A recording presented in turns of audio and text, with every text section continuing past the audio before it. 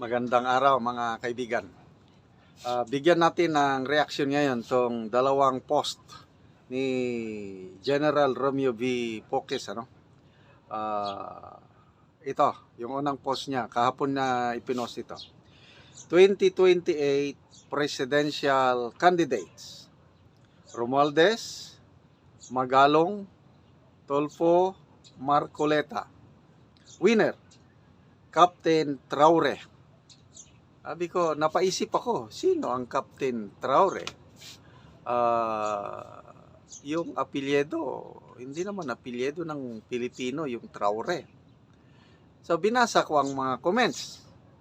Ako, dito pala, ang tinutukoy ni General Poques, yung si Captain Ibrahim Traore ng Burkina Faso.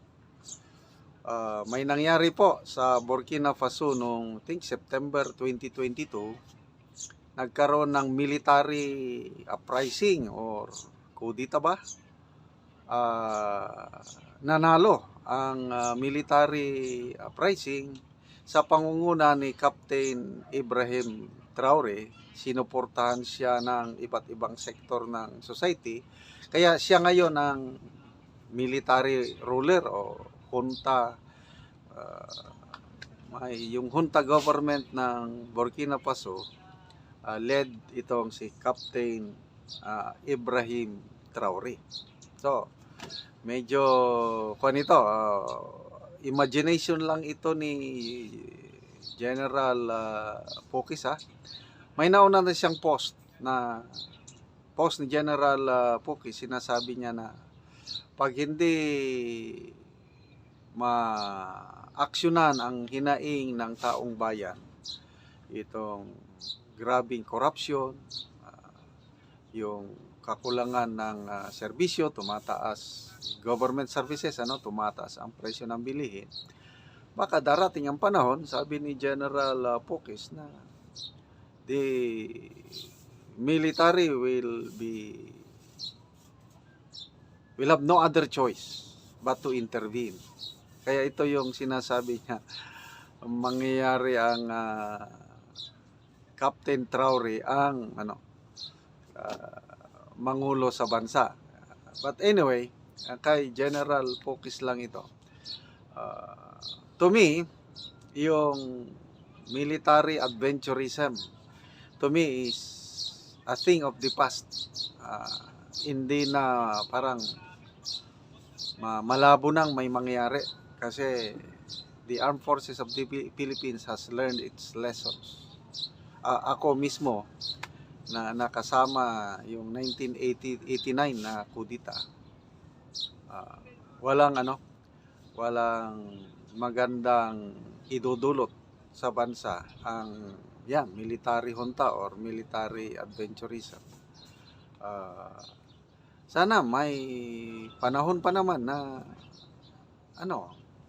ayusin lang ang governance, yung hinaing ng taong bayan, lalo na yung transparency and accountability, yung pondo ng taong bayan na hindi lang nasasayang, nawawalda sa maling paraan. Example, yung ayuda. Ang taong bayan dyan sa ayuda, sawang-sawa na sa ayuda, na okay lang kung yung tamang pag-ayuda kagaya ng 4Ps, dapat ituloy-tuloy yung 4Ps na yan dahil nakakatulong. At yung beneficiaries, sila talaga ang nangangailangan. But baliktad ang nangyari.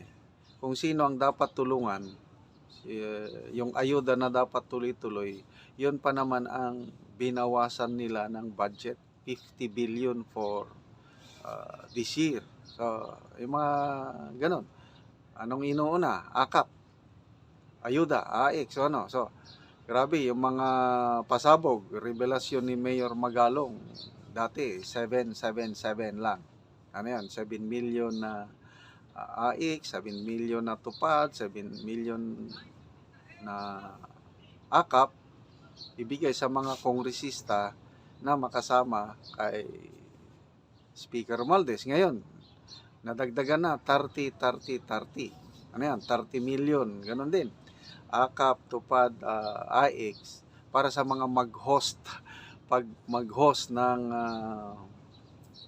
venue or gathering na kung saan magbibigay ng ayuda. So, these are allegation ni Mayor Magalong, kailang hindi naman pinapabuluanan ng mga kongresista o ang office of the Speaker of the House. Tahimik sila. So, okay, punta tayo sa ibang post pa ni General Pukis, ano? Ito na. Again, post niya ito kahapon. Sabi niya, country in clear and grave danger. Head of the biggest criminal syndicate per Biz News. Hindi ko na nabasa itong Biz News. Is the most trusted government official per Okta Research. Okay, so itong Okta, maganda ang research nila nung panahon ng pandemic. Ngayon, hindi na ako bumibilib sa Okta Research. So, anong sinasabi nila? Mang nabasa ko lang yung Pilipinas Today. May post sila na the most trusted Philippine government official is Speaker Martin Romualdez. Yun. Tapos dito sa Pilipinas Today, pinupuri nila si Speaker Martin Romualdez, tapos may mga post na nila na sinisiraan na nila ang Pangulong Marcos Jr. Sinisiraan na nila ang PBBM admin. So, maraming nagtataka, bakit ganun? Anong ang ibig sabihin? Ang Speaker of the House pinupuri mo, tapos ang Pangulo sinisiraan. There is something, magbasa tayo sa mga post. Sa mga comments dito sa post ni General Pukis na our country is in grave and clear danger.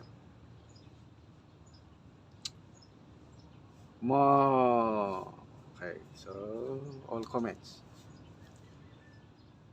Piols Noy Yol, sabi niya, the big syndicate is inside Malacanang. Okay. Ryan Chong, General, kindly make up way to get rid of that people. They should all be gone. Okay.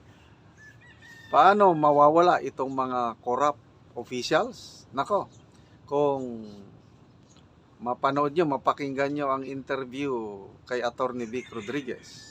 Palaging sinasabi ni Attorney Vic, pag pala rin siya na maging senador, ipapanukala niya na ang plunder law ma-amend.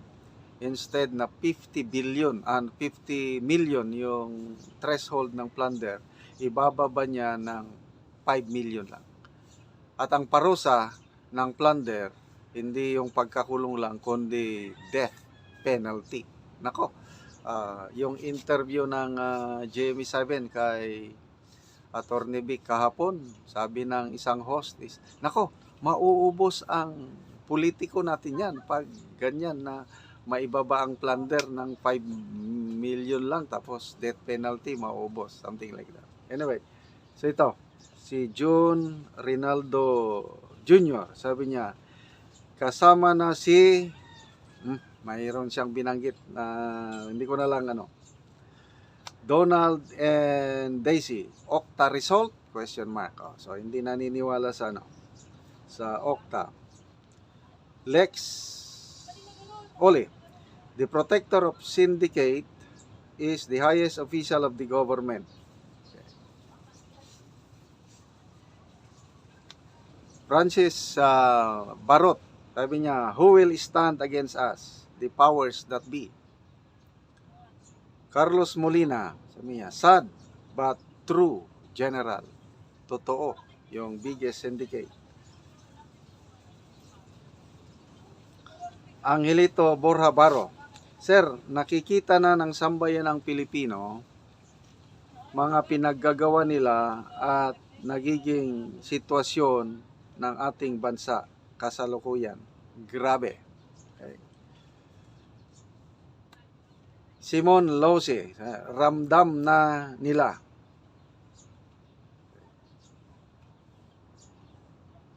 Astri Tamano, Cobadis Pinoy, next season, Crook State, the Filipino edition.